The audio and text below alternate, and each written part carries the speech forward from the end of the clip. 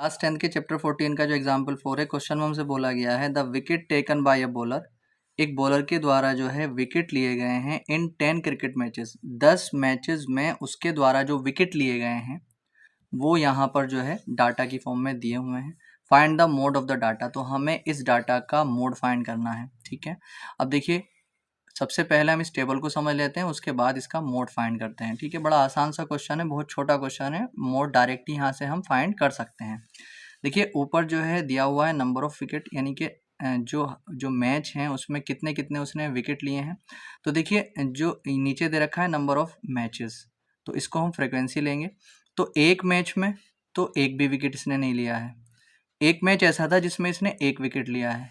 3 matches ऐसे थे जिसमें इसने 2 विकेट लिए हैं। 2 मैचेस ऐसे हैं जिसमें इसने 3 विकेट लिए हैं।